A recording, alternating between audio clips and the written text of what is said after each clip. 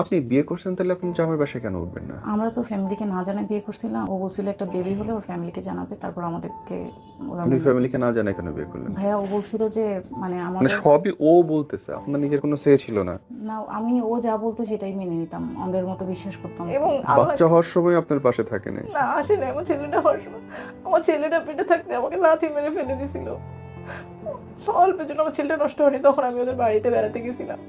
পরে আমি ওদের থানায় চলে গেছিলাম যে আমার বাচ্চাটা যদি নষ্ট হয়। আমি হাসপাতালে গেছি, হাসপাতাল থেকে পুলিশের কাগজ নিয়ে আমি থানায় গেছি। হচ্ছে আমার ছেলে থানায় আমাকে যে লাথি মারলো, এরপরে বহুবার আমাকে সে মোবাইলে রিকোয়েস্ট করছে। 6 মাসের সময় সে আমাকে রিকোয়েস্ট করছে আমি যেন সিজার করে ছেলেটাকে মেরে ফেলি। মানে কিছু এই ঢঙের কাদা কাইদেন না।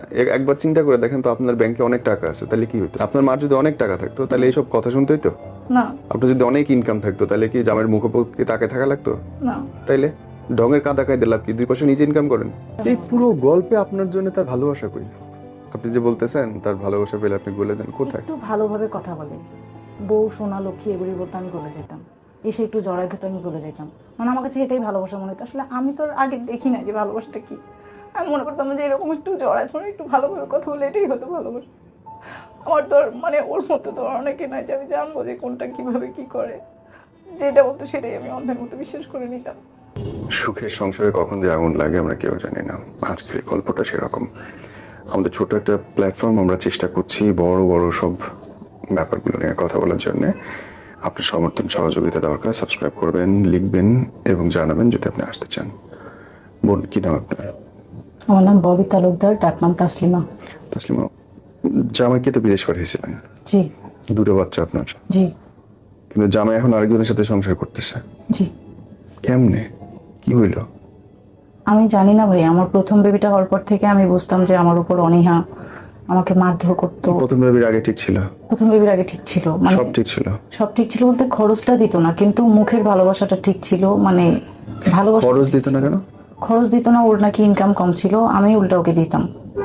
এটা কি প্রেমের বিয়ে ছিল? জি, আমরা 3 বছর প্রেম ছিল। যখন প্রেম করতেন তখন দেখছেন যে ও কি করে না করে? জি দেখছি, তখন ওই স্টুডেন্ট ছিল। স্টুডেন্ট বিয়ে করেছেন আপনি? জি। কেন? আমি বিয়ে করি, ও ডিসেম্বরে চাকরি নেয়, আমরা মার্চে বিয়ে করি। ডিসেম্বরে চাকরি নেয়, মার্চে বিয়ে করেন। জি। তারপরে তো চাকরিজীবী বিয়ে করছেন আপনি। হ্যাঁ, তখন ওর বেতন 17-18 হাজার টাকা ছিল। তো আপনি তার ঘরে উঠে যান নাই কেন? ও বলছিল আমাকে যে তুমি এখানে থাকো, আমি মিরপুর থাকি, আমি স্টুডিওতে জব করতাম। ও বলতো তুমি এখানে থাকো, যেহেতু তুমি একটা জব করতেছো, তুমি এখানে থাকো, আমি মিরপুর থাকি, আমি সপ্তাহে সপ্তাহে বা 2-1 দিন পর পর আসবো। ও মিরপুরে কেন থাকতো? ও মিরপুরে মেসে থাকতো, ওর নাকি এখান থেকে জার্নি করতে কষ্ট হতো। আমি তো ভাইয়া আফতাবনগরের বাইরে কিছুই চিনতাম না, যে মিরপুর কত দূর এটাও আমি জানতাম না, যে কতটুকু দূর। আমাকে বুঝে তো মিরপুর যেতে 2-3 ঘন্টা লাগে, রাত 12টায় ছুটি হয়ে আসে। আপনি বিয়ে করছেন তাহলে আপনি জামাইয়ের বাসায় কেন উঠবেন না? আমরা তো ফ্যামিলিকে না জানায় বিয়ে করছিলাম। ও বলছিল একটা বেবি হলে ওর ফ্যামিলিকে জানাবে, তারপর আমাদেরকে ওরা আপনি ফ্যামিলিকে না জানায় কেন বিয়ে করলেন? ভাইয়া ও বলছিল যে মানে মানে আমাদের সবই ও বলতেছে, আপনার নিজের কোনো সে ছিল না। না, আমি ও যা বলতো সেটাই মেনে নিতাম, অন্ধের মতো বিশ্বাস করতাম ওকে। বিয়েতে ওর আমার মামা শ্বশুর ছিল, আমাদের বিয়েতে আমার মামা শ্বশুর ছিল, আমার শাশুড়ি চাচাতো ভাই ছিল। আপন ভাইও না? না, আপন ভাই, মানে আপন কেউই ছিল না? আপন কেউ ছিল না। তারপর তাহলে এত ঝামেলা তো শুরু থেকেই শুরু করছেন। জি। দেন তারপরে আমাদের বিয়ে হলো, বিয়ের পরে ওখানে থাকলাম, এখানে থাকলাম, সপ্তাহে সপ্তাহে আসতো। তারপরে আস্তে আপনি আস্তে যাইতেন ওর এখানে? না, আমি যেতাম না, ও তো ছেলেদের মেসে থাকতো, আমি যেতাম না। ওইটা তো বলছে, আপনি গিয়ে দেখছেন যে ছেলেদের মেসে থাকে আমি কিনা? বহুবার যাইতে চাইছি, বলে ওখানে যাইও না, বাড়ি মানে জান নাই সেটা বলতেছে। আপনি একটা পুরুষে বিয়ে করলেন, যাইলেনও না, সে কই থাকে দেখলেনও না, না। আমি এবং এই গল্প কেউ বিশ্বাস করবে? ভাইয়া আমি প্রমাণ দিতে পারবো সবকিছু। প্রমাণ দিয়ে লাভ কি? মানে কোনো গাধা গরু অন্ধও তো এই কাজ করবে না। আমি আসলে মানে আমি অন্ধ ছিলাম, আমি এত অন্ধ ছিলাম, আমাকে এমনভাবে চোখে পট্টি পরে রাখছিল, মানে মানুষ হিপনোটাইজ করে যেরকম, যে যা বলতো তাই বিশ্বাস করতাম, এরকম ছিলাম আমি। যা বলতো তাই অন্ধের মতো মেনে নিতাম, যা বলতো তাই অন্ধের মতো মেনে নিতাম। দেন আসা যাওয়ার পরে আসা যাওয়ার পরে এভাবে আস্তে আস্তে 1 বছর পরে আমার একটা মেয়ে বাবু হয়। তো মেয়ে বাবু হওয়ার পর আমি 2 মাসের লিভে ছিলাম, আবার ডিউটি জয়েন করি। তো তখন 2 মাস মে মাসে আমি জানতে পারি, 2019-এর মে মাসে জানতে পারি যে ও বিভিন্ন সম্পর্কে জড়িত। মানে আপনি প্রেগনেন্ট হওয়ার পর থেকে সে আলাদা সম্পর্কে জড়িত? হ্যাঁ, জড়িত ছিল, কিন্তু আমি জানতে পারি বাচ্চা হওয়ার পর। বাচ্চা পরে যে ইভেন যেদিন আমার বাচ্চা হয়, ঢাকা মেডিকেলে আমার বাচ্চা হয়, আমার মেয়েটা হয়, সেদিন ও শুক্রবার ছিল, ওর অফিস ছুটি ছিল। ওকে ফোন দেওয়া হয়েছে দুপুর 11টায় যে তোমার বউয়ের পেইন উঠছে। আমার সিজার হয় রাত্রে 1:40-এ ঢাকা মেডিকেলে। ওই দিন ও রাত 10টা না 11টার সময় ঢাকা মেডিকেলে উপস্থিত হয়। এবং ভোর হতে হতে আবার চলে যায়। তার মানে যেদিন আমার ছুটি হয় সেই দিন আবার এসে আমি বলছি যে বাবু ঠান্ডা লাগতেছে, পরে 2-3 সেট কাপড় কিনতে যায়। এর মধ্যে সে আর হাসপাতাল আসেনি এবং হাসপাতালে কোনো খরচও সে বহন করেনি। আমার অফিসের যারা কলিগ ছিল তারা 5,000 10,000 যে যেভাবে পারছে সে সেভাবে আমার হাসপাতালের খরচ দিছে, সে হাসপাতালে কোনো খরচও দেয়নি। এবং আপনি এটাকে স্বামী বলছেন? ভাই আমি বলতেছিলাম মানে তার কাছে সবসময় সে যা বলতো তাই। এটা আমার বোকামি, আপনারা বলতে পারেন যে এই যুগের মেয়ে হয়ে। তারপর বোকামি না, নিজের কোনো দুর্বলতা না থাকলে এই কাজ কেউ করবে না। আমার কোনো দুর্বলতা নাই ভাই, আমার দুর্বলতা আপনি কি আগে 3-4টা বিয়ে করছিলেন? না ভাই, আমার একটাই দুর্বলতা, আমার বাবা নাই। আমার বাবা, এটা আপনার দুর্বলতা না, না, আমার সবারই বাবা বাবা থাকে নাই। না। ও বলে যে আমার বাবা নাই, আমাকে কথায় কথায় বলে তোর কি আছে, তুই আমাকে কি করবি, তোর বাপ নাই ভাই নাই, তোদের কোনো সম্পদ নাই কিছু নাই, তোর চাকরিটা ছাড়া তোর কিছুই নেই। সবাই আমাদের বাপ মা চলে যায়, বাপ মারও বাপ মা মরে যায়, এরপরে এটা তো আমাকে স্বাভাবিক। যখন মারধর করে, আমি যদি কিছু বলি তখন বলে যে ও মারধরও করে আবার? মারধর বহুবার করছে, আমি এর জন্য জিডিও করছি থানায়। বাহ, জিডিও। আপনি তো হেভি ভালো বউ। আমার মার গায়ে পর্যন্ত হাত তুলছে ভাই একবার, মানে আমাকে এরকম সেটা সহ্য করছেন? মেরে ফেলার। আমি পরে জিডি করছি তারপর দিন গিয়ে। আপনার কথা শুনতে তো আমার শুরুতেই বিরক্ত লাগতেছে।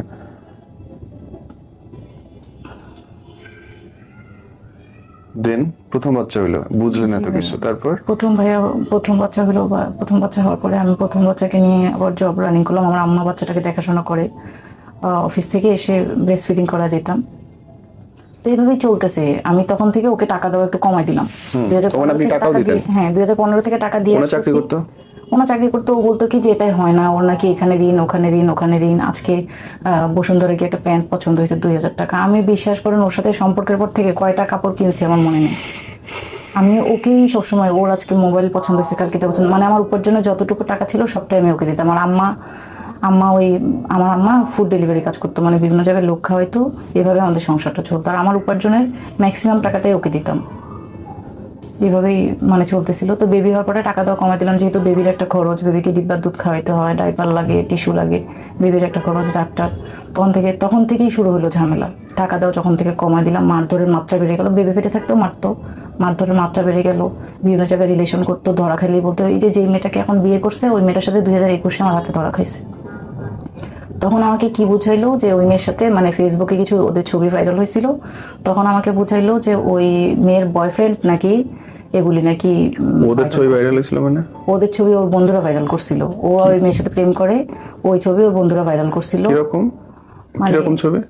কিরকম ছবি বলতে দুইজনের একসাথে ছবি এবং মেয়েটার একটা নোংরা ছবি।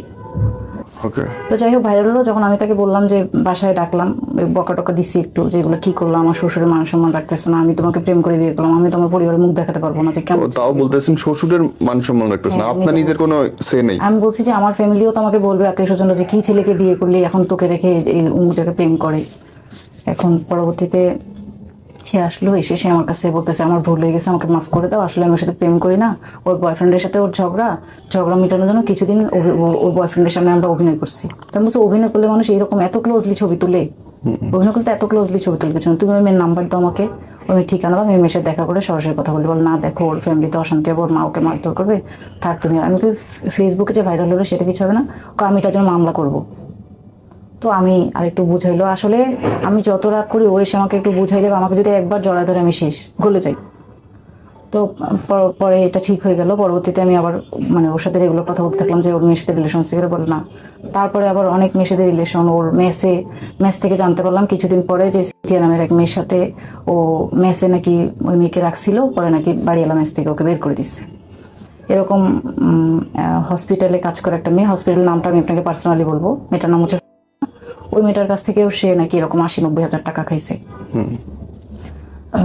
তো ওই মেয়ের চেন বিক্রি করে, ওই মেয়ের বাবার আবার প্যারালাইসিস, মানে সে বহু মেয়েদের কাছ থেকে টাকা খাইছে। তাদের এলাকার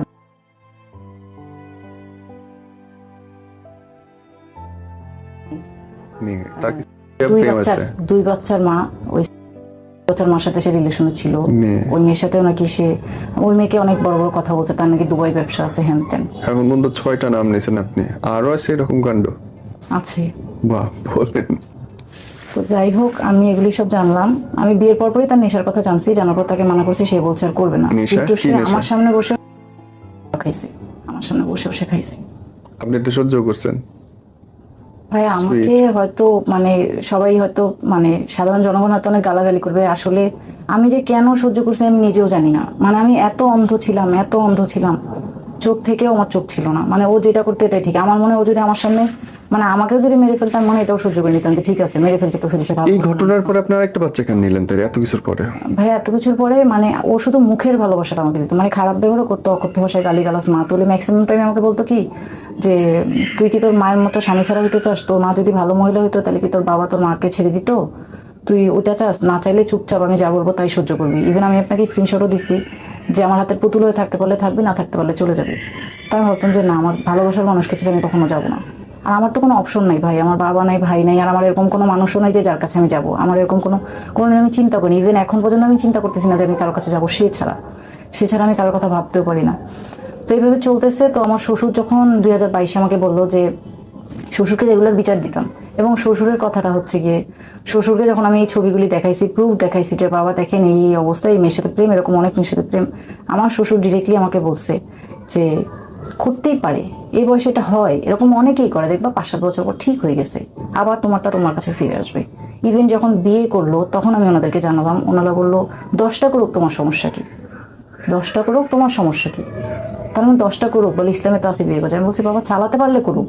আর সব থেকে বড় কথা হচ্ছে আমি কেন 10টার সাথে আমি সংসার করবো? আমি তো সতীন দেখে আসি নাই, আমি সতীন দেখে বাবা কেন সংসার করবো? মারধর সহ্য করছি, ভরণ পোষণ দেয়নি সহ্য করছি, আমাকে না বলে বিদেশ গেছে এটাও সহ্য করছি, কিন্তু বিয়ে করছে এটা কি সহ্য করা যায়? বিদেশে চলে গেছে আপনাকে না বলে? তখন বিদেশ চলে গেছে, বিদেশ যাওয়ার পর আমি তার বিয়ের কথা জানতে পারছি। বিদেশ যাওয়ার পরে শুনছেন যে সে একটা বিয়ে করছে? হ্যাঁ, বিদেশে এসে বিয়ে করেছে, এই মেয়েটাকে বিয়ে করছে, যে মেয়েটার সাথে তার এই যে এই ছবিগুলো, সেই মেয়েটাকে এসে বিয়ে করছে। মেয়েটার নাম হচ্ছে ফার্মগেট লস্করিপাড়া। আমি সেই দিন ওর দোকানেও গেছিলাম, দোকানে গিয়ে খবর নিয়ে জানতে পারি ও কাজ করে আমি একটা দোকানে, আপনার চিনি আমি, ওর মালিকরাও চিনি। হ্যাঁ, একটা কাজ করতো। ওখান থেকে আমার স্বামী বিদেশ যাওয়ার 1 মাস আগে 1 মাসের ছুটি নিছে, বলছে হাজব্যান্ড বিদেশ যাবে। আবার এখন আমার স্বামী যে বিদেশ থেকে আসছে 12 তারিখে, এখনও আবার 2 মাসের ছুটি নিছে, যে আমার হাজব্যান্ড বিদেশ থেকে আসছে, আমার ছুটি লাগবে, এবং আমার হাজব্যান্ড ওর কাছেই আছে। এসে আমাকে একটাবার বলেওনি পর্যন্ত যে আমি আসছি, বাচ্চাগুলির সাথে দেখা করেনি। ইভেন আমার মেয়ে যখন ফোন দিয়ে জিজ্ঞেস আপনি 2টা বাচ্চা কেন নিলেন? ভাইয়া 2 নম্বর বেবিটা নিছি, ও যখন বিদেশে যায় তখন ও আমাকে বুঝাইলো যে মানে আমি ওকে যেতে দিব না। আমি বলছি না তুমি বিদেশ যাবো না, কারণ আমি বিদেশি ছেলের কাছে বিয়ে বসিনি, আমি হাজব্যান্ড দূরে থাকতে দিব না। এমনিতেই তুমি আমাকে রেখে এতদিন দূরে থাকতা, মাসে একবার 15 দিনে একবার আসতে, এরপর তুমি যদি একেবারে বিদেশ যাও 5 বছর আমি তোমাকে দেখতে পাবো না, তোমার কাছে তো আমি থাকি শুধু তোমার একটু ভালোবাসার জন্য, সেটাও যদি আমি না পাই তাহলে কিভাবে? কারে পাগল, বিদেশে গেলে কি ভালোবাসা শেষ হয়? ভালোবাসা বাড়ে। আমি ওখানে গেলে তোমাকে খরচও দিব ঠিকঠাক মতো, আর শুনো তোমার না চাকরি করার দরকার নেই, আমি তোমাকে কিছু টাকা দিব না, তুমি ওটা দিয়ে বিজনেস করো, ঘরে বসে তুমি তো অনলাইন ভালো জানো, অনলাইনে বিজনেস করবো ঘরে বসে, যে তোমার বাইরে না যেতে হয়। তা বললাম বিশ্বাস করে নিছি, ঠিক আছে। আমার শ্বশুর বললো বিদেশ গেলে খরচ ঠিকঠাক মতো দিবে, না দিলে আমি দিব। তো পরে ও করলো কি, আমার ফুফা শ্বশুর আছে, সে থাকে দাম্মামে থাকে, তো আমার ফুফা শ্বশুরের কাছে বিদেশ পাঠিয়ে দিল।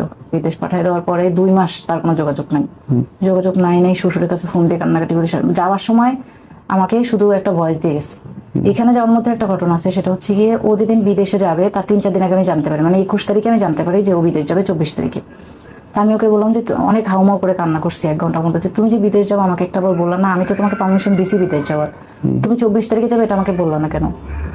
বলে রাখা ভালো, আমার ছেলে 16 তারিখে হয়েছে, ও 24 তারিখে বিদেশ চলে গেছে, মানে আমার ছেলে হওয়ার 8 দিন পর ও বিদেশ চলে গেছে। বিদেশে গেছে, ওর ভিসা আসছে, চলে গেছে, ও চট্টগ্রাম এয়ারপোর্ট থেকে গেছে। যাওয়ার সময় আমাকে একটা ভয়েস দিয়ে গেছে, আর তাসলিমা ভালো থেকো, বাচ্চাদের খেয়াল রেখো, আমি তোমার খোঁজ খবর নিব। বলে যেতে পারলাম না তাসলিমা, আমার ফ্লাইট তো 26 তারিখে ছিল, ইমার্জেন্সি ফ্লাইটে টিকিট পাইছি, আমি 24 তারিখে চলে গেলাম, 26 তারিখে ফ্লাইটটা ক্যান্সেল হয়েছে। আমি তো ভাই এত কিছু বুঝি না যে ফ্লাইট ক্যান্সেল করা যায় কিনা, এয়ারপোর্ট সম্পর্কে আমার কোনো আইডিয়া নেই। যাই হোক, ও চলে গেলো। তা আমি আবার ওকে ভয়েস দিলাম যে চোরের মতো গেলা কেন, একটা বার বলে যাইতা, গতকালকে রাত্রেও তো তুমি জানতা, গতকালকে রাত্রে বলতা, অন্তপক্ষে একটু ভালো মতো কথাটা তো বলতে পারতাম। ও করছে কি, যখন এই তো ও বিদেশ গেল, আর বিদেশ যাওয়ার আগে আমার সিজার যখন হয়, আমার আফতাবনগর মডেল ক্লিনিকে আমার সিজার হয়। সিজারে আমি এবং আমার সৎবোন আছে, যে আমার সৎবোন আমার মা, আমরা নিজেরাই ভর্তি হই। ইস্ট ইউনিভার্সিটি থেকে ব্লাডের ডোনার ম্যানেজ করি, আমি নিজে ব্লাড নেই, নিজেই পরীক্ষা করি, নিজেই ভর্তি হই, নিজেই চিকিৎসা করাই। ও তখনও ফার্মগেট ছিল, ও তবুও আমার এখানে আসেনি যে আমার বউয়ের বাচ্চা হচ্ছে। এই পুরো গল্পে আপনার জন্য তার ভালোবাসা কই? আপনি যে বলতেছেন তার ভালোবাসা পেলে আপনি গলে যান, কোথায়? একটু ভালোভাবে কথা বলে, বউ সোনা লক্ষ্মী এগুলি বলতে আমি গলে যেতাম, এসে একটু জড়ায় খেতে আমি গলে যেতাম, মানে আমার কাছে এটাই ভালোবাসা মনে হতো। আসলে আমি তো আগে দেখি না যে ভালোবাসাটা কি, আমি মনে করতাম যে এরকম একটু জড়ায় ধরে একটু ভালোভাবে কথা বলে এটাই হতো ভালোবাসা। আমার তো মানে ওর মধ্যে তো অনেকে না যে আমি জানবো যে কোনটা কিভাবে কি করে, যেটা বলতো সেটাই আমি অন্ধের মতো বিশ্বাস করে নিতাম। তো আসলো না। 16 তারিখে আমার সিজার হইলো এবং আল্লাহ বাচ্চা হওয়ার সময় আপনার পাশে থাকে নাই? না আসে না। আমার ছেলেটা হওয়ার সময় আমার ছেলেটা পেটে থাকতে আমাকে লাথি মেরে ফেলে দিছিল। অল্পের জন্য আমার ছেলেটা নষ্ট হয়নি, তখন আমি ওদের বাড়িতে বেড়াতে গেছিলাম। পরে আমি ওদের থানায় চলে গেছিলাম যে আমার বাচ্চাটা যদি নষ্ট হয়। আমি হাসপাতালে গেছি, হাসপাতাল থেকে পুলিশের কাগজ নিয়ে আমি থানায় গেছি। থানায় যাওয়ার পরে ওখানে ওরা আমাকে অনেক বুঝাই টুঝে আমার বাসায় নিয়ে আসছে যে কেস করো না, ছেলেটা সামনে বিদেশে যাবে, তুমি কেস করো না, তোমারই তো স্বামী ক্যারিয়ার নষ্ট হবে বাচ্চাটা পেটে, এই সেই বলে ওরা আমাকে বুঝে বাসায় নিয়ে আসে। নিয়ে আসার পরে আমার শ্বশুর আবার আমাকে ঢাকা পাঠাতে যে যাও ঢাকায় যাও, দুজনে আবার চাকরি করে খাও। পরে আমরা ঢাকায় চলে আসি, মানে আমাকে এসে ঢাকায় দিয়ে যায়। এই যে আমাকে ঢাকায় দিয়ে গেল, আর ও ঢাকায় আসেনি। আমাকে ও সেপ্টেম্বরের 2 তারিখে ঢাকায় দিয়ে গেছে, আগস্টের 25 তারিখে আমাকে মারছে, সেপ্টেম্বরের 2 তারিখে আমাকে ঢাকায় দিয়ে গেছে। তখন দিয়ে যাওয়ার পরে ও আর ঢাকায় আসেনি। আমি বারবার বলতাম আসো আসো, আমাকে দেখে যাও, ও আর ঢাকায় আসতো না। ও আসলো গিয়ে জানুয়ারি মাসের 5 তারিখে ওর ভাইয়ের বিয়ে হয়েছে। তখন আমার ছেলেটা পেটে, ওর ভাইয়ের বিয়ে হয়েছে। ওর ভাইয়ের বিয়ে তো আমাকে বলে নাই, ওরা ফোনটা দিয়ে আমাকে বলেনি পর্যন্ত যে আমার দেওরের বিয়ে। আমার ছোট্ট একটা বাচ্চা আছে, কত আশা করছে যে চাচার বিয়েতে আনন্দ করবো। আমরা তো কারো বিয়ে খেতে পারি না, আমার মামা নেই, কেউ নেই, চাচার বিয়েতে আনন্দ করবো। ও দাদাকে ফোন দিয়ে বল, দাদা ভাই কাকার বিয়েতে নাচ গান হবে না, আমি কিন্তু নাচবো। না না, এসব এখানে হবে না, কোনো অনুষ্ঠান করবো না। আমি খবর নিয়ে জানলাম ওরা 300 লোকের আয়োজন করছে। 300 লোকের মধ্যে আমার বাচ্চাটা একবেলা খাইলে কি ক্ষতি হয়ে যায়। আর আমি তো অসুস্থ, আমি তো নাও যেতে পারতাম, আমাকে বললে তো খুব বেশি ক্ষতি হইতো না। বলে নাই ওরা, শ্বশুরও আপনাকে সম্মান করে না? শ্বশুর স্বামী কেউ বলে নাই, দেওর কেউ না, আমাকে বলেই নাই। যাই হোক, তো পরে মানে দেওরের বিয়ে হয়েছে জানতে পারলাম, পরে বললাম তো দেওরের বিয়ে হওয়ার 5 দিন পরে আমার স্বামী ঢাকায় আসলো, 1 কেজি মিষ্টি নিয়ে আসলো, আমার জন্য একটা শাড়ি নিয়ে আসলো, মেয়ের জন্য একটা জামা নিয়ে আসলো। ও কিন্তু কখনো আমাকে কিছু কিনে দেয়নি, এগুলি নাকি আমার শ্বশুর আমাদের জন্য কিনে পাঠাইছে বিয়ের উপহার। এমন যে এগুলি পাঠাইছে, তো এগুলি কেন পাঠাইলো? বিয়েতে যেখানে আমরা যেতে পারলাম না সেখানে এগুলি আমাদের দরকার নেই। আর তোমাদের বিয়েতে কি এতই খাবারের শর্ট পড়ছিল? 2 টুকরা মাংস কি আমার মেয়েটার জন্য রাখতে পারো নাই? বিয়ের 2 টুকরা মাংস নিয়ে আসতাম, মেয়েটারে খাওয়াইতে, যে চাচার বিয়েতে যেতে পারো না, এগুলি খাও। বলছি ভাইবো না যে আমরা গরিব দেখে তোমার সাথে ছোট লোকি করতেছি যে খাওয়ার জন্য, কিন্তু ওর চাচার বিয়ে খাওয়ার হক কেউ নাই। যাই হোক, এই গেল ওর চাচার বিয়ের পরে ও গেল বিদেশ, ও বিদেশ গেল তা বলো না। আমার ছেলে ও 19 তারিখে আসছে, 16 তারিখে আমার ছেলে হইলো, 19 তারিখে আমার শ্বশুরকে অনেকবার বলার পর, বাবা আপনার ছেলে আসলো না। পরে আমার শ্বশুর বলতেছে আমি তোকে আরো 5 দিন আগে, না ও যাওয়ার পরে বলছে। পরে আমার স্বামী আসলো 19 তারিখে আধা ঘন্টার জন্য আমাদের বাসায় আসলো। আইসা ছেলের আমি জোর করে একটু কোলে দিলাম, 10-15 মিনিটের জন্য ছেলেটাকে কোলে নিলে, 1 কেজি মিষ্টি নিয়ে আসছে, হাতে 2000 টাকা নিয়ে আসছে, আমার শ্বশুর নাকি দিছে। এখানেও সে ফ্রড করছে। আমি আমার শ্বশুর কাছে বলছিলাম যে বাবা আমার তো এখন চাকরি নাই, আর আমার মায়ের যা ইনকাম তাতে করে আমার সিজার আমার মা করতে পারবে না, আপনারা আমাকে সিজারের সময় টাকা দিয়েন, প্রায় 30,000 টাকা লাগবো। আমার শ্বশুর নাকি তাকে সিজারের জন্য, তারা কিন্তু এমনিতে আমাকে খরচ দেয় না, কিন্তু আমার শ্বশুর সিজারের জন্য তাকে নাকি মোট 35,000 টাকা দিচ্ছে, 30,000 সিজারের জন্য। পরে যখন বাচ্চা দেখতে আসছে ঢাকায়, তখন নাকি 5,000 টাকা দিছে যাতে বাচ্চাটার হাতে দেয়। ও আমাকে 15,000 টাকা পাঠাইছে, পরে আবার 3,000 টাকা পাঠাইছে, বলছে এটা আব্বা দিচ্ছে সিজারের জন্য, কিন্তু আমার সিজারের 35,000 টাকার মতো খরচ হয়েছে, ওইটা আমার মামারা দিচ্ছে। যাই হোক, দিল না, ওইটা বিকাশে পাঠাই দিচ্ছে আর কি, আমাকে বিকাশে পাঠা দিছে। পরে আমার সিজার হইলো, পরে 19 তারিখে আসলো, এসে ওই যে 18,000 টাকা আগে দিছে আর 2,000 টাকা দিয়ে বলে এটা আব্বু পাঠাইছে ওর জন্য, বাবুর জন্য আব্বু পাঠিয়েছে, আর 1 কেজি মিষ্টি নিয়ে গেছে। আধা ঘন্টা বসলো না, ছেলেটা হাতে একটু মুতু করে দিছে, ছেলেটাকে কোলে থেকে নামাই দিয়ে চলে গেল। তো আমি বললাম যে তুমি কবে যাবা? চলে গেল, বললো যে আমি বাড়িতে চলে যাবো, ইমার্জেন্সি কাজ আছে, কি বলে ট্রাভেল এজেন্সি না কিসের বলে কাজ আছে, ইমার্জেন্সি ভিসার কাজ, চলে যাবে। তখন তুমি যাবা কবে? নিজের বাচ্চা হইছে, বাচ্চা দেখার টাইম পাইতেছে না, না, কয় ইমার্জেন্সি যাইতে হবে, বলতেছে যে খুব দ্রুত যাইতে হবে। তো বললাম যে ঠিক আছে যাবা, তো তুমি বিদেশ যাওয়ার আগে আমাদের এখানে আসবো তো? বলে এখানে এসে কি করবো, তুমি তো অসুস্থ। আমি বলছি অসুস্থ থাকলে কি আমাদের সাথে একটু সময় কাটাইলা, বাচ্চাগুলোকে একটু দেখলা, গেলে কবে না কবে আসো, তোমার ছেলেটা তো ততদিন বড় হয়ে যাবে। তো বলতেছে যে না না, এত সময় নেই, আমি যাওয়ার আগে আসবো, এসে তোমাদের সাথে 3-4 দিন থেকে যাবো। অথচ এতদিন যে সে বিদেশ যাবে করতেছে, ওর কথা ছিল বিদেশ যাবে 2-3 মাসও আমাকে সময় দিয়ে যাবে, কারণ যেহেতু আমরা এতদিন আলাদা আলাদা ছিলাম। তো এইভাবে সে আমাকে ফাঁকি দিয়ে চলে গেল। এই যে 19 তারিখে সে গেল, 24 তারিখে সে ফ্লাইটে উঠে চলে গেছে। আমি এই যে ফিরে আসার পরে ওই বইয়ের কাছে উঠলো গিয়া, ফিরে আসলো, এর মধ্যে আমার অনেকবার ওই মেয়ের সাথে কথা হয়েছে। আমি জানার পর অনেকবার ওই মেয়েকে বলছি, ওকে বলছি, ও বলছে দুনিয়া উল্টায় যাবে, ওই মেয়েরে ছাড়বে না। আমি আপনাকে সেটা প্রুফ দিচ্ছি, ও বলছে যে দুনিয়া উল্টায় গেলে ওই মেয়েকে সে ছাড়বে না, প্রয়োজনে মেয়েকে বিদেশ নিয়ে যাবে। আমি বলছি আমি তোমার এলাকায় যাবো, ওদের বাড়ি হচ্ছে খাগড়াছড়ির মাটিরাঙ্গা। ওই স্ট্রেট ডিভোর্স দিয়ে দিলে তো আপনি কিছু করেন নাই? হ্যাঁ, ও যদি ডিভোর্স দিয়ে দেয় আপনাকে, আমাকে? হ্যাঁ, তাহলে তো আর কিছু করেন না। ডিভোর্স কি দিছে? না ডিভোর্স দেয়নি আমাদের। তাহলে দুই বোনই তো একসাথে থাকতে পারবে না। না দুই বোনই আমিও থাকবো না ভাইয়া। আপনি যে আপনার পরে আপনার অনুমতি না নিয়ে বিয়ে করছে, আপনি তো চাইলেই কেস করতে পারেন তাহলে। ভাইয়া আসলে আমি আমার সামর্থ্য, আমাকে যারা দেখতেছে আমার এলাকার কেউ দেখলে বুঝবে আমাদের ভাইয়া বর্তমানে আমার কেস লড়ার সামর্থ্য না। আগে যখন চাকরি করছি আমার মা যখন শক্ত সামর্থ্য ছিল তখন হয়তো আমি কেস লড়তে পারতাম, কিন্তু বর্তমানে আমাদের খাওয়া পড়াটাই অনেক কষ্টে চলে। আমার মেয়েকে আমি একটা ভালো স্কুলে পড়াতে সরকার পারি বাদী না। হয়েও তো করে। আমি খোঁজ নিছি, আমার একটা বান্ধবী আছে ল পড়তেছে, তার কাছে আমি খোঁজ নিছি। সে বলতেছে বান্ধবী উকিলের খরচটা নাইলে না দিলাম। আমি আমার স্যারকে বললাম, কিন্তু কিসে জানি পেশকারের খরচ, যাতায়াত খরচ, আরো অনেক খরচ আছে, এগুলো নাকি দিতে হয়।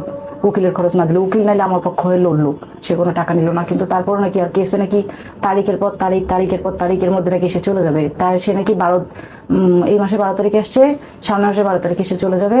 সে মক্কায় হোটেল লে মেরিডিয়ানে চাকরি করে। হোটেল লে মেরিডিয়ানে আমি খবর নিয়েছি, সে 1 মাসের ছুটি নিয়ে সেখান থেকে মদিনা গেছে এবং মদিনা থেকে সে 12 তারিখে বাংলাদেশে আসছে। এবং তার ভাষ্য মতে মানে তার ফ্যামিলি এখন আমাকে বলতেছে, মানে যে আমি একটু কমপ্লেন করছি, সেখানে বলছে তার বেতন নাকি 17,000 টাকা, কিন্তু আমার কাছে প্রমাণ আছে তার বেতন 70 থেকে 80,000 টাকা। সে যেখানে চাকরি করে তার বেতন 70 থেকে 80,000 টাকা, তার প্রত্যেকটা কলিগের বেতন 70 থেকে 80,000 টাকা। সে আমাকে কয়েক মাস সে টাকা দিছে, 2-3 মাস সে আমাকে 4,000 করে টাকা দিচ্ছে। মানে অনেক চিল্লাচিল্লি কান্নাকাটি করার পর বাচ্চাগুলিকে নিয়ে এত কষ্ট হয়, আমাকে বলে খালি চাকরি করো। ছেলেটা হয়েছে 1 মাস পর থেকে। তাই আমি বলে আমি কীভাবে চাকরি করবো, অনেক চিল্লাচিল্লি করে 2-3 মাসে আমাকে 4,000 করে। এর মধ্যে আর একটা ঘটনা আছে, সেটা হচ্ছে আমার ছেলে পেটে আমাকে যে লাথি মারলো, এরপরে বহুবার আমাকে সেই মোবাইলে রিকোয়েস্ট করছে। 6 মাসের সময় সে আমাকে রিকোয়েস্ট করছে আমি যেন সিজার করে ছেলেটাকে মেরে ফেলি। 6 মাসের সময় সিজার করে আমি যেন ছেলেটাকে মেরে ফেলি। সে আমাকে বহুবার রিকোয়েস্ট করছে। এটা হচ্ছে অক্টোবর-নভেম্বরের কথা। তাই আমি বলছি না মারবো না, আমি যদি না খাওয়াতে পারি, তুমি যদি ওকে নাই খাওয়াও, তুমি তো এমনিতেও খাওয়াও না, খাওয়ালে আমি ভিক্ষা করবো। যদি একেবারেই আমার সামর্থ্য না থাকে আমি প্রয়োজন ওকে এতিমখানায় দিয়ে দেবো, কিন্তু মেরে আমি ফেলবো না, কারণ ওকে দুনিয়ায় আমি আনবই যেভাবেই হোক, তুমি যত কথাই বলো। অনেক বুঝাইছে যে দেখো আমি বিদেশ থেকে আসলে একটা বাচ্চা নিবো না, এই সেই। তো আমি কি আমার বাচ্চাটাকে মেরে ফেলবো নাকি? আল্লাহর কাছে আমি চাইছি, আল্লাহ আমাকে একটা বাচ্চা দিচ্ছে, আমার বাচ্চাকে কেন মেরে ফেলবো? এইবার সে বিদেশ গেছে, বিদেশ থেকে এসে ফাইনাল অবস্থা কি বোন এখন কি বর্তমান চলতেছে? অবস্থা হচ্ছে কি, সে বিদেশ থেকে আসছে যে ভাইয়া, সে যখন গেছে তো বলে গেল না, সে আসছে আমাকে বলে নেই। সে 12 তারিখে আসছে, আমি 17 তারিখে জানতে পারি সে আসছে তার এলাকার এক লোকের মাধ্যমে। আমাকে দেখাইছে যে বোন এই যে আপনার স্বামী তো এই তো, আপনি যে বললেন আপনার স্বামী বিদেশ, আমি বলি কি বলেন? পরে দেখি হ্যাঁ সত্যি এটা আমার স্বামী। পরে যখন ওকে জিজ্ঞেস করলাম আমার বাবা তুমি কোথায়, বলে আমি বিদেশে, আমি সৌদি আরব। পরে তার ফ্যামিলিকে জিজ্ঞেস করলাম, পরে আমি লাইভে গেছিলাম ফেসবুকে লাইভে গেছি যে আমার স্বামী এরকম আসছে, আমার স্বামী এসে আমাদের সাথে যোগাযোগ করে না। আমার কথা আমি ধরলাম যে আমি ভালো না, আমি খারাপ, আমার মধ্যে কোনো সমস্যা আছে, কিন্তু আমার বাচ্চাগুলি তো কোনো দোষ নাই, ওরা তো নির্দোষ, ওদেরকে একটাবার দেখতে আসতে পারতো না। সে বিয়ে করছে, আমি প্রথম ভাইয়া বলতাম কি বিয়ে করছে আমি মেনে নিব না, আমি সংসার করবো না সতীনের। পরবর্তীতে আমি ভাবলাম কি ও বলছে ওই বউকে কোনোভাবেই ছাড়বে না, তাই বলছে ঠিক আছে যেহেতু ছাড়বে না আর আমারও যেহেতু অন্য কোনো অপশন নাই, তাহলে আমি ওরই সংসার করি। ও যদি দুজনকে যদি সমানভাবে দেখতে পারে তাহলে আমি সংসার করব। কিন্তু সমানও কোথায় দেখতেছে, ও 1 মাস চলে যায়, ও ফোন দিয়ে আমাদের একটু খবর নেয় না, বাচ্চাগুলি ফোন দিয়ে ভয়েস দেয় বাবা বাবা বাবা। নেওয়ার তো কোনো কারণই নেই, কারণ ডে 1 থেকে আপনার গল্প শুনে বোঝা যায় আপনার প্রতি তার কোনো ভালোবাসা নেই। আপনি তার প্রেমে পড়ছেন, সে না। হ্যাঁ বিষয়টা এরকমই। এবং তাই হয়েছে, ওয়াইফের প্রতি কোনো দায়িত্ব সে পালন করে নাই, বেবিদের প্রতিও না, বেবিদের প্রতিও না। অথচ আপনি যে বলা মাত্র প্রেগনেন্ট হয়ে যাচ্ছেন, যে চাওয়া মাত্র আপনি শুয়ে পড়তেছেন, দেখা মাত্র ভালোবাসতেছেন, চাওয়া মাত্র টাকা দিচ্ছেন, সব তো আপনি তারে প্রলুব্ধ করতেছেন পুরো ব্যাপারটাতে। হ্যাঁ ভাই আমারই দোষ, পুরোটা দোষ আমারই। এত এটা তো দোষের হইতে পরও পারে। তার দোষ দেখি না, এটা আমারই অপরাধ, অবশ্যই আমি স্বীকার করতেছি। অবশ্যই ডে 1 থেকে সমস্যা। জি আমি 1 বার সহ্য করব, 2 বার হইতে পারে, 3 বার যখন হইছে তার মানে আমি তাকে প্রশ্রয় দিচ্ছি করো। আরেকটা মেয়ের সাথে সে সংসার করতেছে এবং আপনি এখন কাঁদতেছেন তারে ভালোবেসে।